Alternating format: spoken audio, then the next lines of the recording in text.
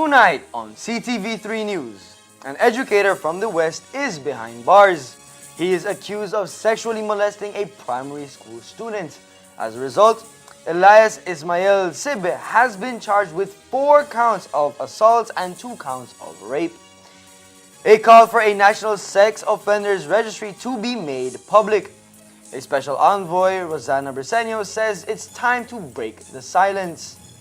3 persons from San Jose are charged for drug possession, and internal reviews currently underway into report of possible embezzlement at the Belize City Immigration Office, which could lead to criminal charges. These are some of the stories we have for you tonight in our newscast for Monday, May 18th, 2026.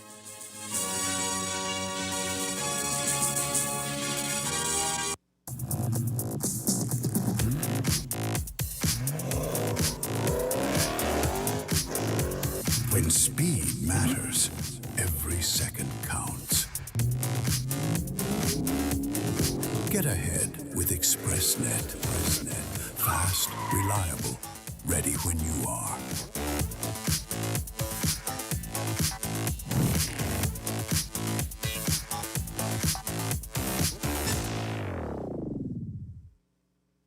From Belize to Mexico, the journey of football's greatest moments will unite nations. Mexico, the only country to host the World Cup 3 times, 1970, 1986, and now in 2026, you can be a part of the game with Centaur. We're sending you and a friend to experience the opening of the World Cup firsthand. 2 tickets, flights, 3-night stay, and daily cash.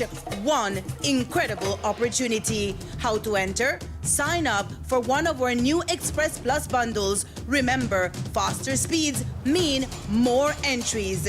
Existing customers, keep your account at 0 balance or pay in advance to be eligible. Plus, engage with us on social media for even more chances to win. The 2026 World Cup in Mexico awaits.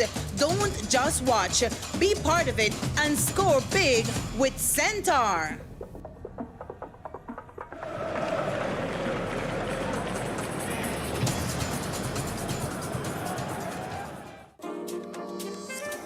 From whiskeys and wines to elegantly crafted cocktails.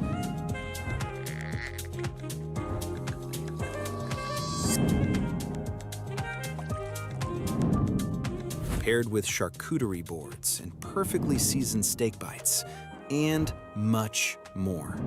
Perfect for celebrations, quiet nights, and every special occasion in between. 7 Notes Wine and Spirits, where every sip hits the right note. Stay connected in the USA for as low as $10. With Smart Roaming Data Pass, staying connected is simple and affordable. Get the data you need starting at 1,000 megabytes to stay connected to larger plans that keep you online while you travel across the USA. So you can message, browse, video call, and navigate wherever you go. No SIM swap, no bill shock. Just simple, affordable pricing. Activate easily by dialing *100# using the Smart app or online. Smart Roaming Data Pass. Staying connected the smart way. Smart, bringing people together.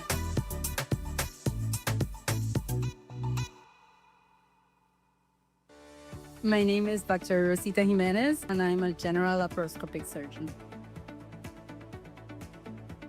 We have just finished an emergency appendectomy, and we're now moving on to our second operating theater for our laparoscopic gallbladder screening. Basically, this is very easy to diagnose. Simple abdominal ultrasound or a pan-abdominal ultrasound can give us the diagnosis. Laparoscopic gallbladder removal surgeries, 90 to 80% of the time, are done due to gallstones. However, there are other conditions like tumors, malfunctioning of the gallbladder that also are reasons to get a laparoscopic surgery. We also have an amazing CT scan and X-ray unit who work hand in hand with our doctors. Instruments used in laparoscopic surgery are chokers like these. It makes it easy for us to do the surgery through these inch reports.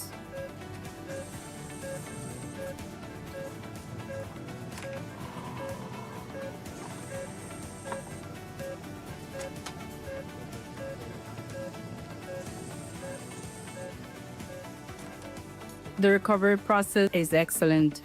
Basically, within a week, you are back up, ready to do your job, your daily life activity, like if you hadn't had this surgery.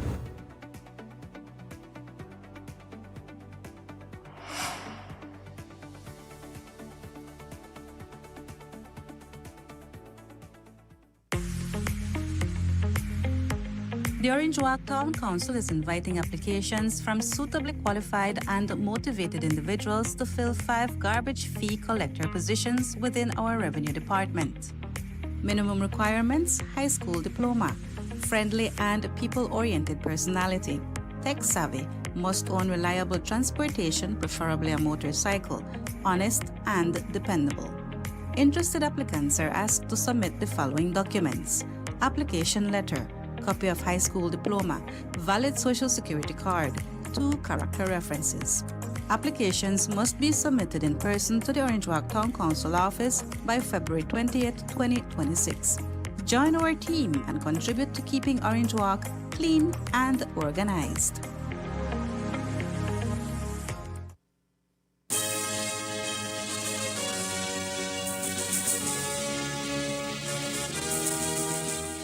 Good evening. With your newscast, also simulcast on Fiesta FM 106.7, I am Jaden Games. Tonight, Elias Ismail Sib, an educator and resident of Bullet Tree in the Cayo district, has been formally charged with 4 counts of assault and 2 counts of rape. These charges originate from reports made last Friday involving a primary school student below the age of 16, prompting a police investigation that led to his arrest. The student reportedly confided that Sib, who was responsible for her academic progress, abused her trust through sexual assault and rape.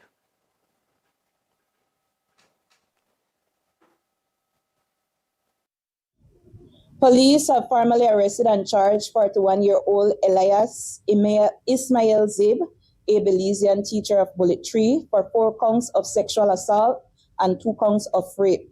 These charges are in relation to incidents which occurred between October 2025 and March of 2026 in relation to a female minor being below the age. Following his arrest, the court ordered Sib to be remanded into custody. He is expected to remain in prison until July 14th as the legal proceedings move forward. In light of recent alarming reports and growing public concern, Belize is witnessing a mounting demand for transparency and accountability regarding individuals convicted of sexual offenses. Advocates insist that the identities of sex offenders should no longer be concealed, emphasizing that keeping such information hidden leaves women and children vulnerable to ongoing threats of abuse, exploitation, and violence, particularly from those entrusted with their safety. The surge of allegations involving figures in influential roles, including teachers and police officers, has ignited widespread outrage across the nation. Citizens, leaders, and advocacy groups are rallying behind calls for a national sex offenders registry that would be accessible to the public. Such a registry, according to the Special Envoy for Families and Children, Rosana Briceño, is vital for empowering families and communities with critical information to prevent repeated offenses and safeguard the vulnerable. Every child deserves to feel safe at all times, declared Special Envoy Briceño in a release issued over the weekend. It's time to break the silence and stand united against abusers, whether they are educators, law enforcement officers, or individuals in positions of power. A closed registry only allows offenders to hide, but transparency is our best tool in protecting our children's future. Briceño emphasized that maintaining the anonymity of convicted offenders under current policies exposes children to unnecessary risk. Public access to offender information, she argued, would serve as a crucial safeguard for communities. Presently, Belize maintains an internal sex offender registry managed by the Minister of Home Affairs and the Police Department. However, this database remains confidential, accessible only to law enforcement agencies and select child care institutions. It is not available to the general public, a restriction that critics say hampers efforts to prevent future crimes. So, would a national sex offenders registry help better protect Belizean children? The Minister of Home Affairs, Honorable Oscar Mira, believes this is the way to go and supports the call made by the Special Envoy. Supporting?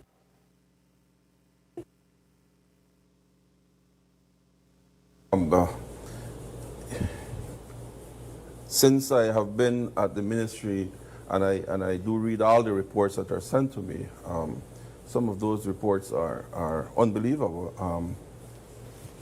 The abuse, sexual abuse to children, primary schoolers. I mean, I cannot understand how someone would look at a child,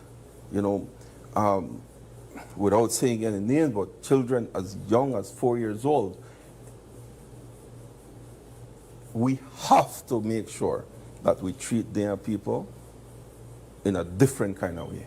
We cannot tolerate the abuse of children from anybody, and be it male or female. I think that I fully support her call.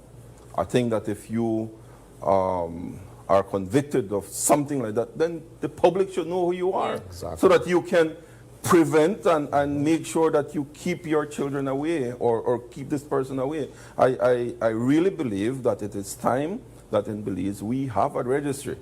Register yourself and make the people know who you are. Because we cannot have, because in some of the cases, that's not the first time it happens.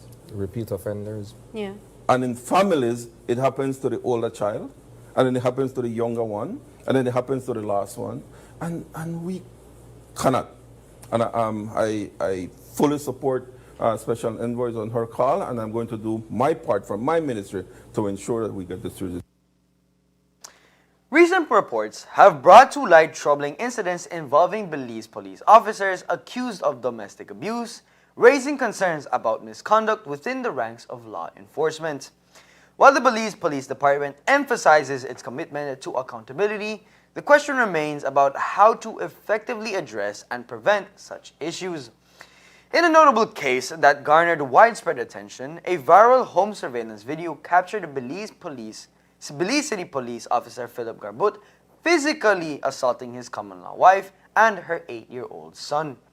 The footage, which circulated rapidly on social media, shocked the public and highlighted the urgent need for intervention and reform within the police force. Following the incident, criminal charges against Garbut were officially dropped after the victim requested to withdraw them in court.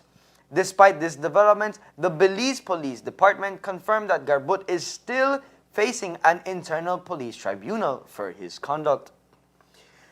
Going back to the issue of officers being the perpetrators of domestic abuse or any other forms of abuse, Minister of Police Oscar Mira says this type of behavior will not be tolerated within the ranks. Spouses.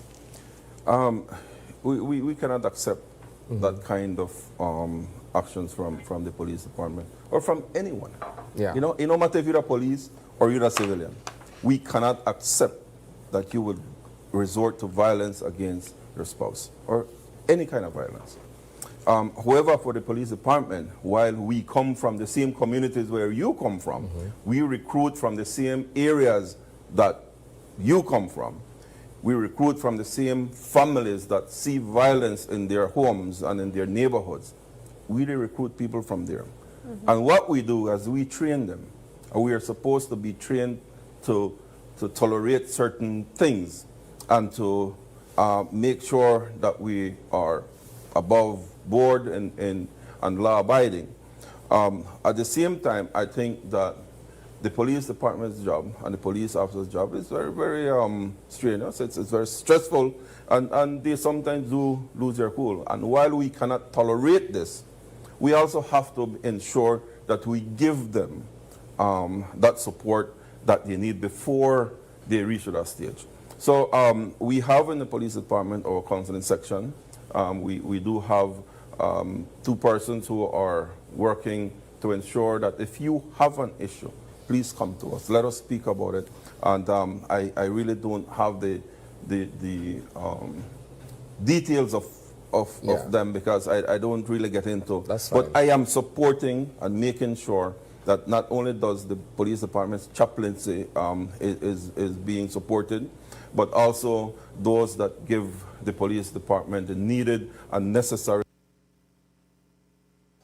Coming up next, we take you to Belmopan for the launch of the country's first ever migration and development policy, a comprehensive framework aimed at addressing migration challenges and opportunities.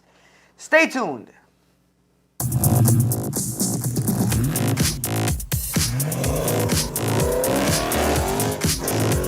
When speed matters, every second counts. Get ahead with ExpressNet. Fast, reliable, ready when you are.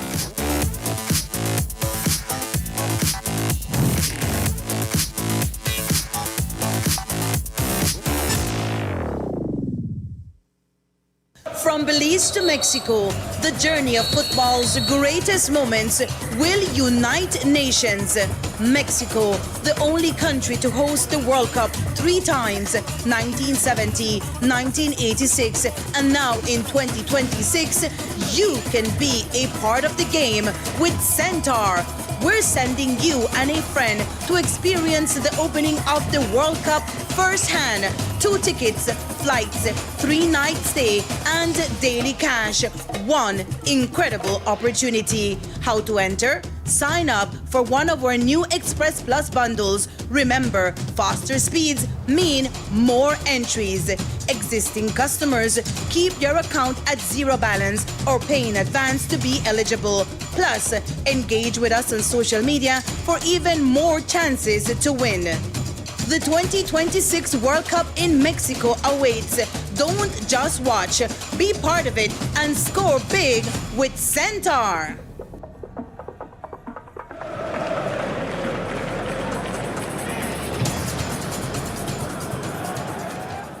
Hi everybody, greetings from Philip Alvarez Park in Orange Walk Central. And guess what? Night market is coming back again. May 30th, remember, May 30th. Even get picnic tables for now. Look forward to see you all. Orange Walk, get ready. The Honorable John Briceño and the PUP Orange Walk Central Executive presents Sugar City Night Market, happening May 30th, 2026 at the Philip Alvarez Park in Orange Walk Town from 6 p.m. until midnight. Come out and enjoy an exciting night filled with food, drinks, local artisans, entertainment, music, and much more. Sponsored by the Orange Walk Central Executive, John Briceño, the Special Envoy of Belize, and the Orange Walk Town Council. 3 persons from the village of San Jose here in the Orange Walk District have been charged for possession of controlled drugs with the intent to supply to another. The arrest and charge followed a raid at their home which led to the discovery of suspected crack.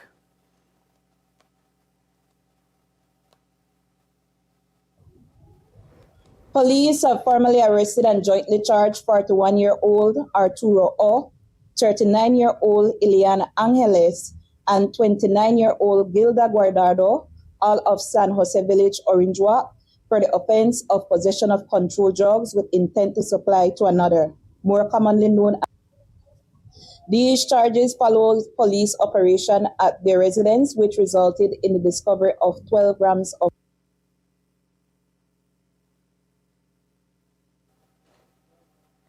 The Ministry of Immigration, Governance and Labor says it is taking a firm stance against corruption following ongoing investigations into suspected misconduct within the Immigration Department.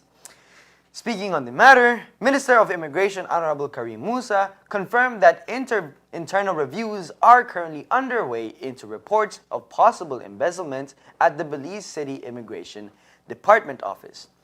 According to the ministry, preliminary inquiries have already begun to determine the extent of any wrongdoing and identify those responsible. Minister Musa indicated that the investigation could lead to criminal charges against at least one individual, with the possibility of more persons becoming implicated as the probe continues. As you might have heard last week, we put out a press release from the Ministry of Immigration relating to two issues that were identified under review. That particular issue that you're raising occurred at the Belize City Immigration Office. In terms of the scale of it, that is something that we are still in the process of assessing. We have an idea, but I don't want to commit in terms of a number, a particular number, because this will more than likely be the subject of a criminal investigation. We have already identified one individual, and based on the information that we have gathered, I am pretty certain, I am convinced as minister that that individual needs to be charged criminally. It has been said that the individual could not possibly have been working alone. When you understand the level at which this person was operating in terms of altering receipts, there's possible forgery of signatures of supervisors that might have occurred. If that is the case, then it would be the individual alone if it is that he committed acts of forgery. But if he did not, then it would be that there are others involved. And so we have to look at both possibilities. But like I said, for the time being, I am convinced that certainly one individual is going to be charged. Obviously, it's going to take the police involvement, but in addition to getting the police involved, I have given directives that we request immediately an audit into this particular scheme that has been taking place at least up until February of last year, and we're looking at other offices throughout the country as well. Minister Musa acknowledged that the issue may point to supervisory shortcomings within the department, but stressed that the matter would be dealt with seriously and transparently. But at the very least, you can say that there was some supervisory roles that could have been tightened up if it is that this individual was able to operate since February of last year. Who should be held accountable for just the sum of the losses? Some would say that perhaps whichever minister, sitting minister or CEO, that they were asleep at the wheel. I would not agree with that. As you know, we put people in places of trust and accountability.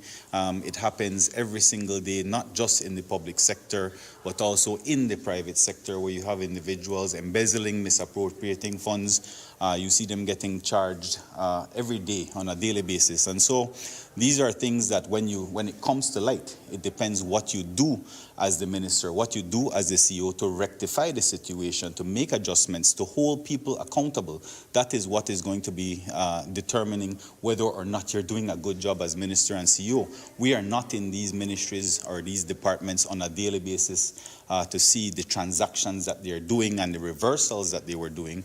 But at the end of the day, we have to make tough decisions, hold people accountable, fire who needs to be fired, transfer who needs to be transferred, and discipline those individuals who are not doing their jobs. The investigation is happening in tandem with investigations where two nationality certificates from the department's Belmopan office.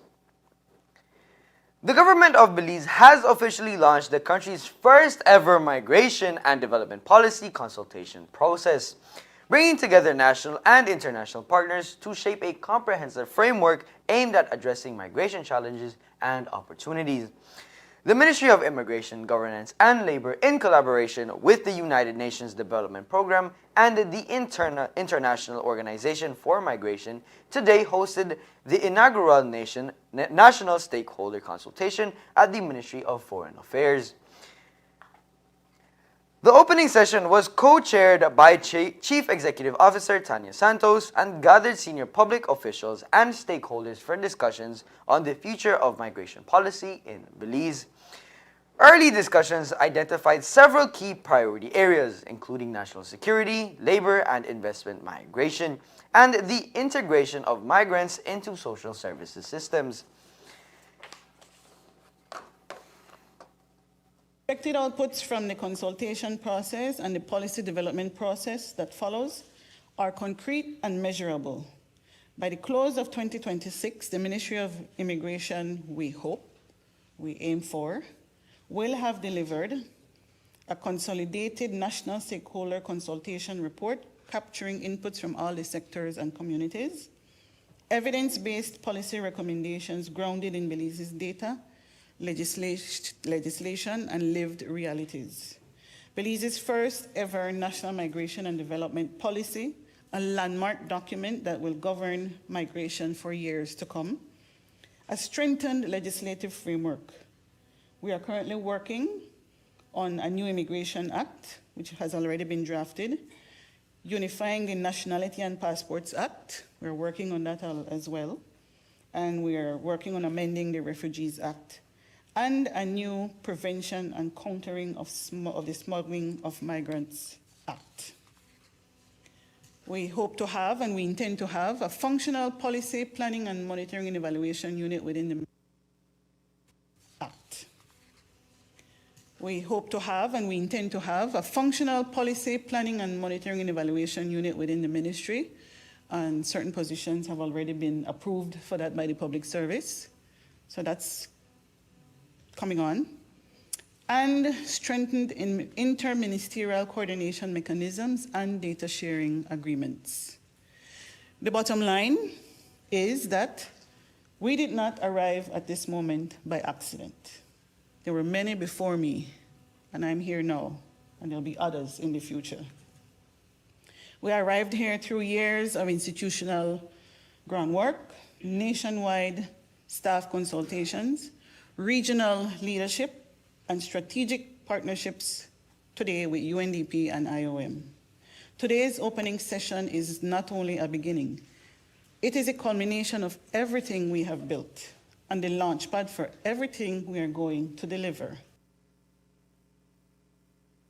The launch marks the beginning of a week-long consultation process scheduled to run from May 15th to May 22nd in Belmopan, Belize City, Bella Vista, and San Pedro.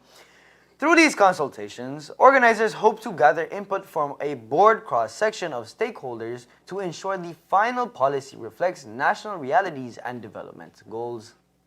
Today is the first round of consultations that we're having, and it's going to be pretty much a very comprehensive national consultation carried out by the Ministry of Immigration in conjunction with the UNDP as well as IOM. And it really is to get the feedback of stakeholders as we chart the way forward for our first ever national migration policy. Because while it is that we have systems in place and we have programs in place like our amnesty program, which was recently concluded a few months ago, that are considered a huge success across the world. At the same time, we cannot be operating in a vacuum or operating in a silo. It has to be that nationally we know where we are going and charting that way forward from a ministry perspective, including not just migrants coming to Belize, but also Belizeans moving away, emigrating to the United States and other parts of the world, including the diaspora in the discussion. And so we're going to, like I said, develop this over a period of time. Hopefully in the next few months we'll be able to conclude that.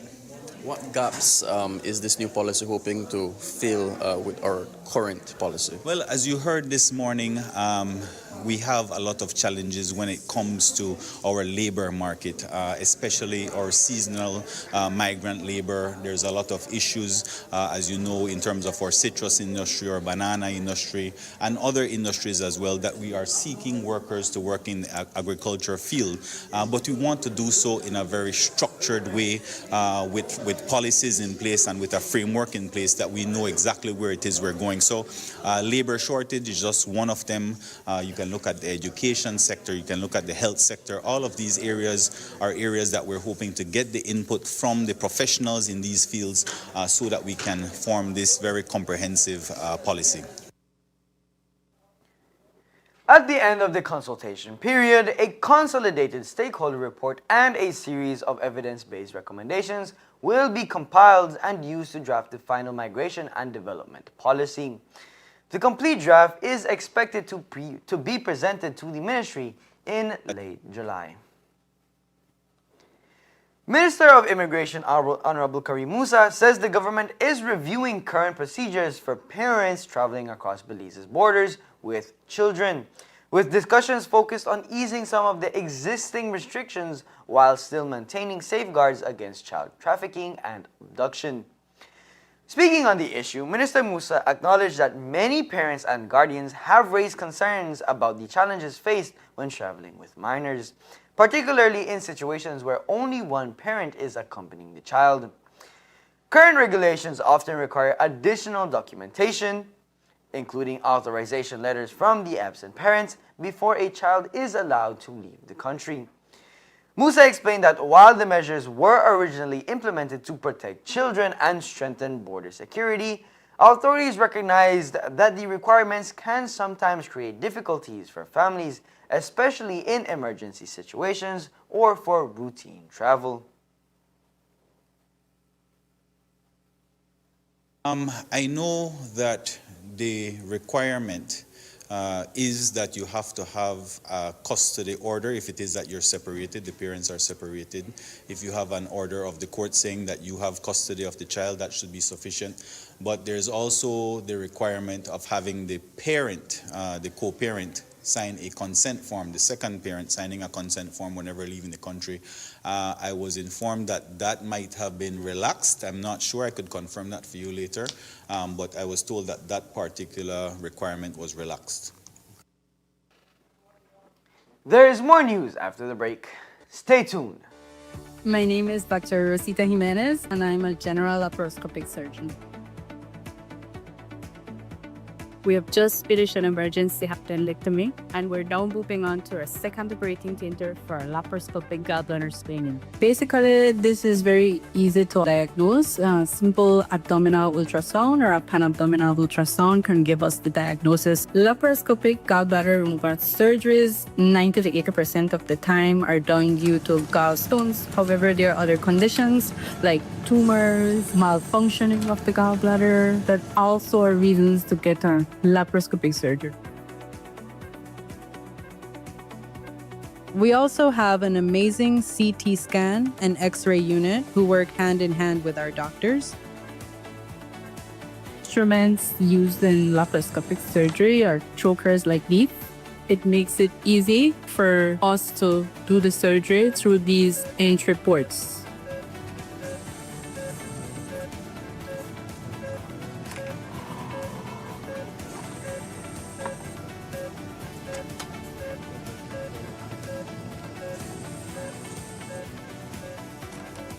The recovery process is excellent. And basically, within a week, you are back up, ready to do your job, your daily life activity, like if you hadn't had this surgery.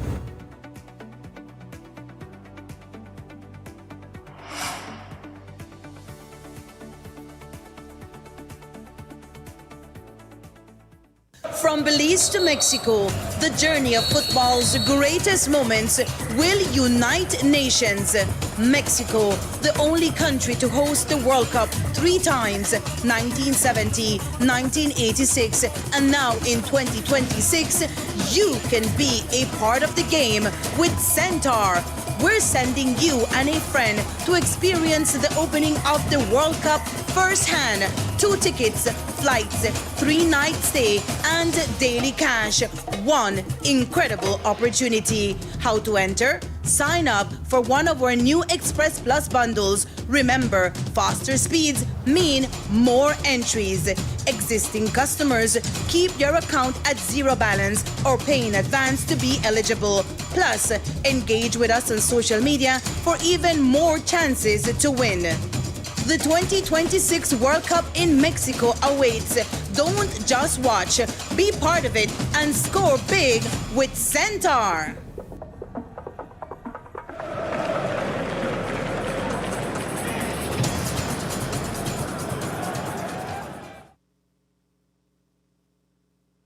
Minister of Labor Honorable Karim Musa says the government is continuing consultations on the proposed Occupational Safe and Health OSH bill as lawmakers move work toward strengthening workplace protections across Belize.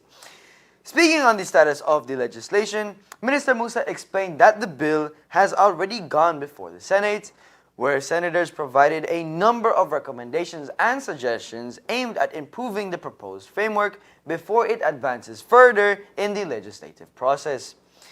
According to Musa, the feedback received is currently being reviewed and taken into consideration to ensure the final legislation is practical, effective, and beneficial to both employers and employees. The Senate has their own positions, their own beliefs, which they never presented throughout the over a decade worth of consultations that this thing has been in place. They waited until the very last minute now to say they want to see these things in the OSH bill. We can't help them, we can only receive them and now see how we can incorporate these changes that they are now requesting. At first, we thought it was only in relation to the domestic workers in households.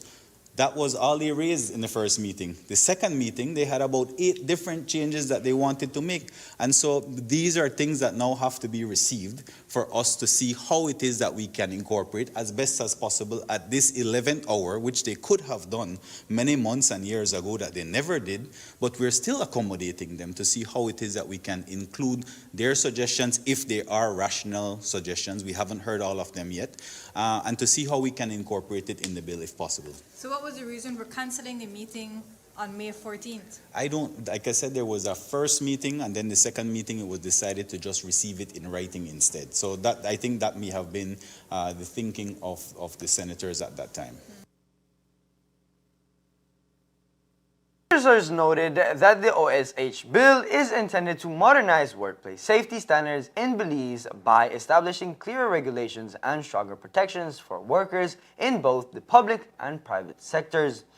The legislation is also expected to address employer responsibilities, accident prevention measures, and enforcement mechanisms relating to occupational health and safety. 15 individuals have so far been detained under the state of emergency currently in effect in Belize City, as law enforcement continue a major operation aimed at curbing escalating gun violence in the municipality. Police say the detentions were carried out as part of ongoing efforts targeting individuals believed to be linked to gang-related activity. Authorities indicated that the operation remains active and additional persons are still being sought in connection with ongoing investigations. The state of emergency was implemented following a spike in violent incidents, including multiple murders and shootings that have heightened the public concern across Belize City. Under the emergency measures, police have been granted expanded powers to detain individuals suspected of involvement in criminal activity without immediate charges.